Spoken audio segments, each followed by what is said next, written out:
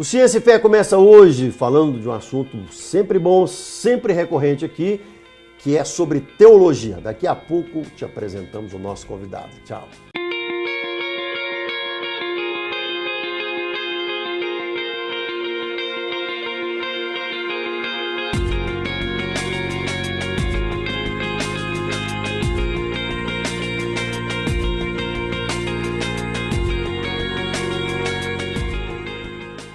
Hoje nós vamos falar de teologia e nós temos aqui um rapaz novo, mas já é pastor, tem um filhinho pequenininho, muito bonitinho, a gente fica aqui no culto brincando com ele, é papai novo também, mas é formado já em 2 cursos de teologia, bacharelado, e é também advogado. Tudo bem, Tiago?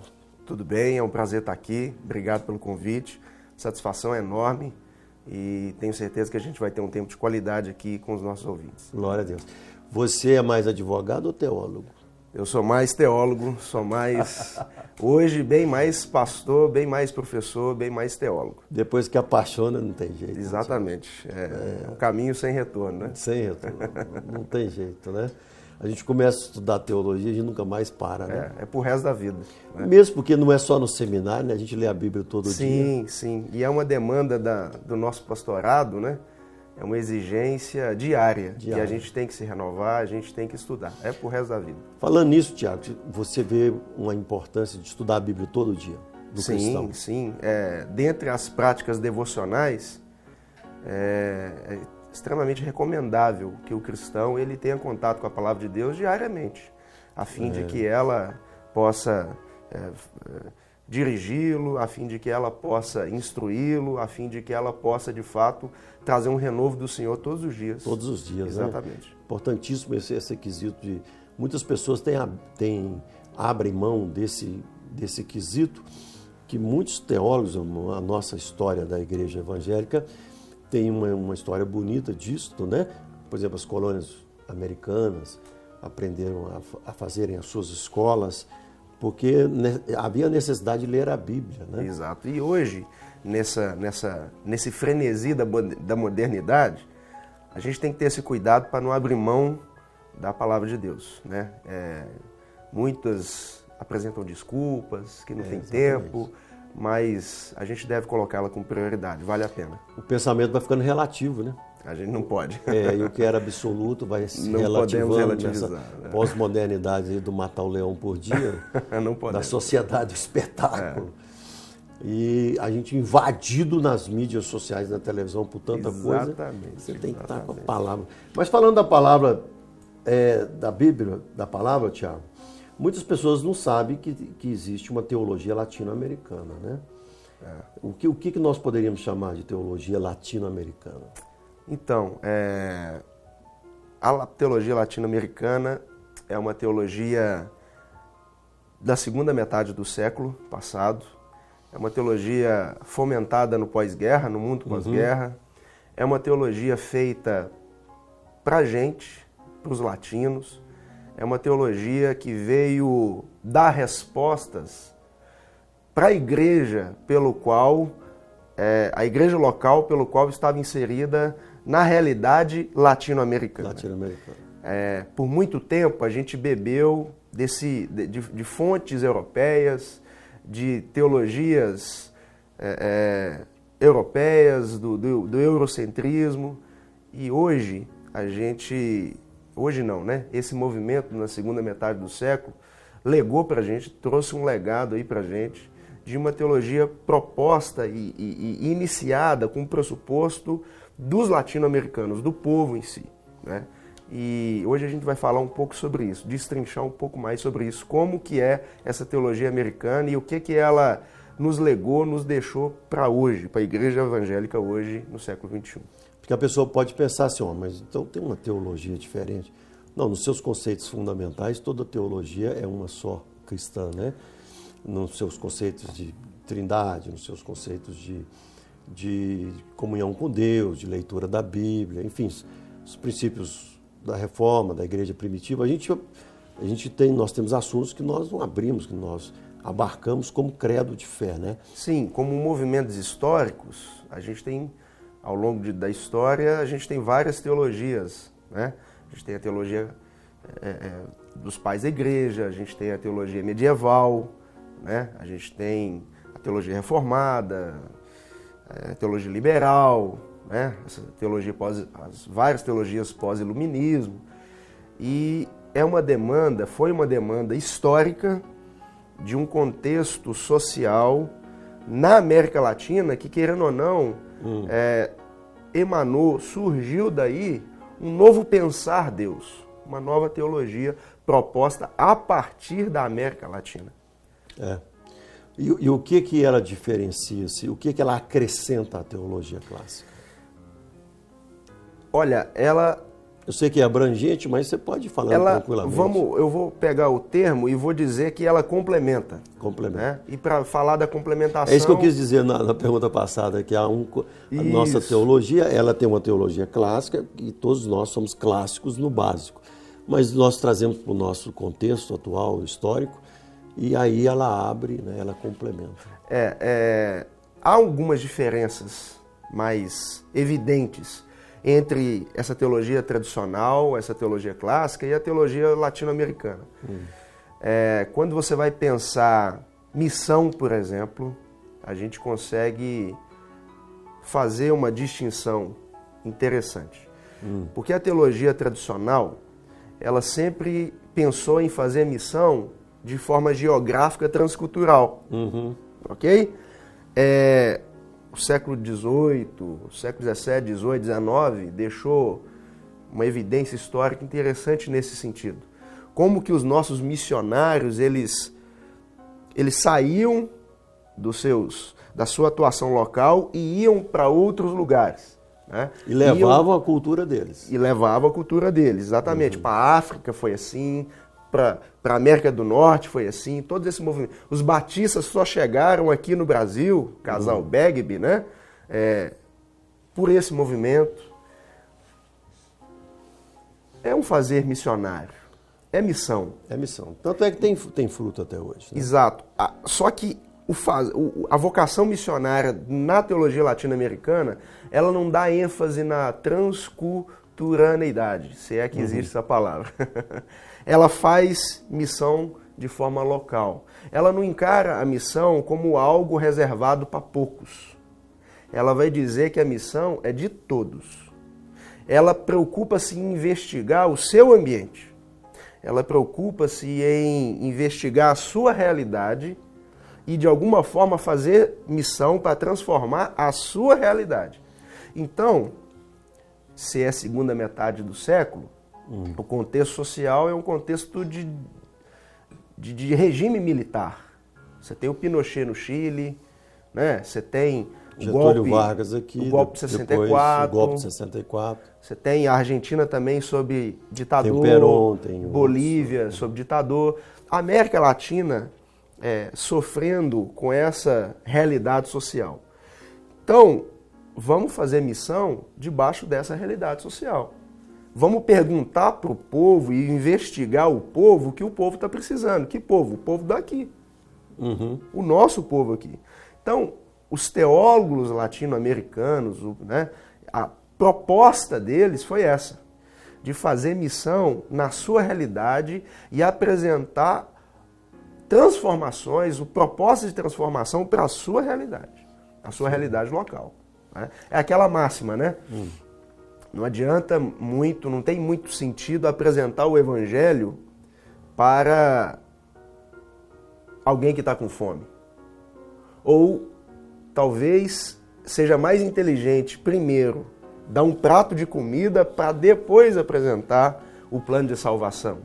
Ok? Seria contextualizar o ID, né? Exatamente. A gente falando de missão, a gente pode perguntar qual que é a missão da igreja? Qual que é a resposta clássica quando a gente faz essa pergunta? A missão da igreja é cumprir o ID. A missão da igreja é proclamar o evangelho. É sempre ligado à proclamação. Exato. É sempre Mas ligado a cumprir falar. esse ID, que é um mandamento, né? Isso. Que está dentro da teologia clássica e reformada toda. Eu não toco aqui muito na teologia da Idade Média porque aí a gente abriria um leque muito mais profundo, aí que entraria mil e outras coisas. Mas o ID, ele é um mandamento, né? É um mandamento, ele é um princípio teológico forte, é um mandamento de Jesus. Agora, dentro da América Latina, esse ID é diferente do ID do século XIX da Inglaterra. Eu não sei se deveria, mas foi. Mas foi, né? Porque aqui, antes de, por exemplo, vamos enfrentar a questão de escravo. Tiago, você vai ter que falar no próximo. Já viu como é que passa Legal. o negócio aqui? Já o negócio passou. Aqui é rapidinho. A gente começa a falar desse ID e como pregar o evangelho mais dentro do seu contexto daqui a pouquinho. Ciência e fé.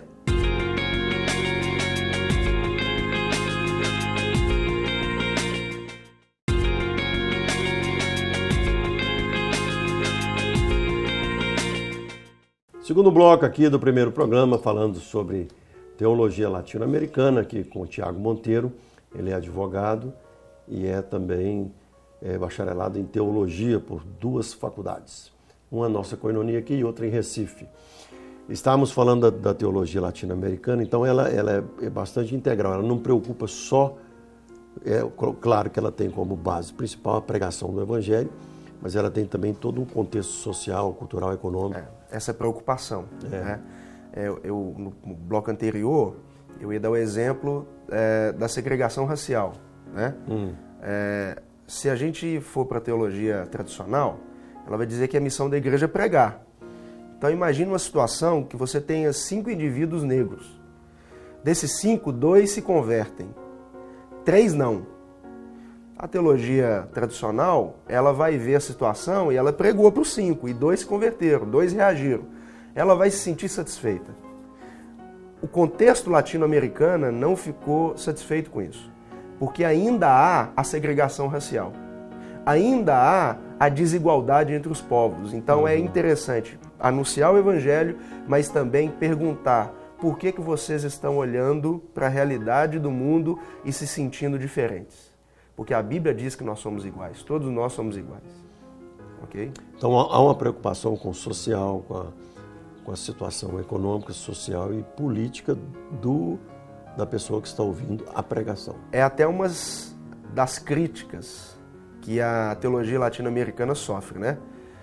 Uma das maiores críticas é associada, e eu percebo que são leigos, muitas vezes, que fazem tais críticas, pessoas que não são da área, que associam a teologia, esse pensar Deus, com apenas políticas ou apenas algumas ideologias, como se teologia e como se política ou qualquer outra forma de pensar o mundo, elas fossem excludentes entre si, né? Então é muito comum hoje você ver alguém da missão integral sendo taxado de um esquerdopata, ou alguém taxado de vermelho, tá entendendo? Ou da hoje teologia da libertação. Exatamente, né? A teologia da libertação para os romanistas e a teologia da missão integral para os protestantes, né? Qual a diferença das duas, Tiago, assim que você vê? Olha, a essência, tanto da teologia da libertação quanto da teologia da missão integral é a mesma. É uma teologia latino-americana, produzida para a realidade latino-americana. Elas, de fato, têm essa preocupação na praxis da igreja. Né? O que é praxis da igreja? Praxis é diferente de prática. Né? Praxis as duas têm esse interesse por praxis, ou seja, por uma ação reflexiva, por uma ação da igreja criativa, uma ação da igreja que pensa a transformação social. Só que a América Latina, historicamente muito arraigada no catolicismo, deu origem a um segmento chamado, que a gente chama de teologia da libertação. Né? Até um parênteses interessante, pastor Silvério, a gente tem culto de libertação e a gente tem práticas que a teologia, o nome correto é exorcismos, porque libertação do indivíduo é um processo, não é algo imediato, você sabe do que eu estou dizendo. E a gente chama, talvez até um nome um pouco errado, né? Pelo menos na academia a gente vê dessa forma. Porque a teologia da libertação não é uma teologia de culto, a teologia da libertação é uma elaboração latino-americana. E no viés protestante, a gente dá o nome de missão integral. Missão integral. Especialmente, muito ligada ao que aconteceu em 74, na reunião em Lausanne, o chamado, conhecido Pacto de Lausanne, né? Onde a Associação Billy Graham de Evangelismo patrocinou e esteve como responsável por aquele evento, mas quem teve de fato protagonismo em Lausanne foram os teólogos latino-americanos. E eu me lembro, quando eu converti, duas histórias que podem evidenciar isso aí. Eu converti, eu vim da filosofia, eu vim da filosofia oriental, do misticismo. E eu aceitei Jesus e tive uma experiência maravilhosa, sobrenatural, milagrosa. Uma coisa que eu ajoelhei, eu era uma pessoa e ao levantar eu era outra, né? Eu tive uma conversão assim sobrenatural. Eu estava tomando banho no chuveiro e aquela água começou a virar uma água cristalina me lavando por dentro. Eu entrei para tomar banho uma pessoa e saí outra. Ali houve um divisor de água, houve uma conversão, assim, o maior milagre que tem na Bíblia é a conversão. Né? Sim. Não existe um milagre maior do que essa. Nós estávamos mortos em nossos próprios pecados e delitos e fomos vivificados, exatamente, regenerados. Mas aí teve um colega meu de política, de briga, de movimento social, que ele entrou na teologia da libertação católica. E ele tentou me convencer que aquela experiência minha, que era uma experiência burguesa individual. Então, assim, eu acho que eu e esse colega meu, nem sei mais se ele é padre ou se ele está sendo padre, né? Mas eu sei que nós brigamos muito, porque na época eram dois meninos, né, brigando. O que aconteceu muito, historicamente, foi a teologia da libertação propor mais militantes políticos do que teólogos. Exatamente. Né? A gente sabe que a teologia da libertação, por exemplo, ela foi uma das fundadoras do Partido dos Trabalhadores no Brasil. E de toda eu nasci junto com isso aí, né? Então, talvez por isso que aqui no Brasil ela é muito criticada e associada ao marxismo ou à esquerda, enfim. A libertação, a palavra libertação, para dentro do catolicismo, da teologia da libertação do catolicismo, ficou uma libertação do sistema opressor do capitalismo, uma libertação do conceito de mais-valia. É por aí, por aí. Conceito de mais-valia. E ela ficou linkada para alguns muito mais ao marxismo do que ao próprio evangelho. É por aí. Todas essas teologias de emancipação, a gente chama de teologia de emancipação, né? Está em voga agora muito a teologia feminista, teologia negra, né? Da década de 80, 70...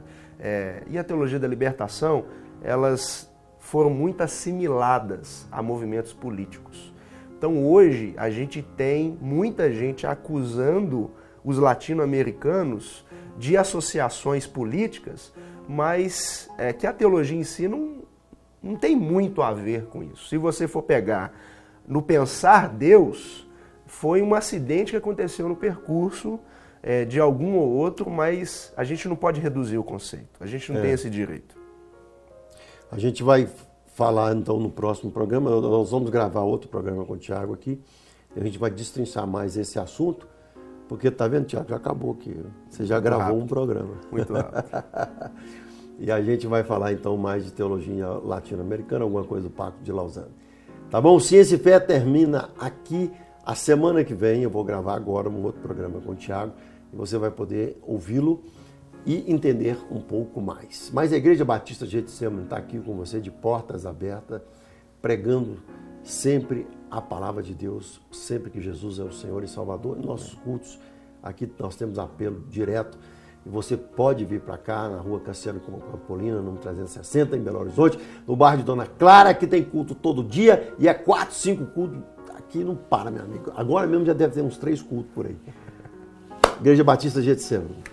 Até o próximo. Tchau. Tchau, Thiago. Obrigado. Tamo junto.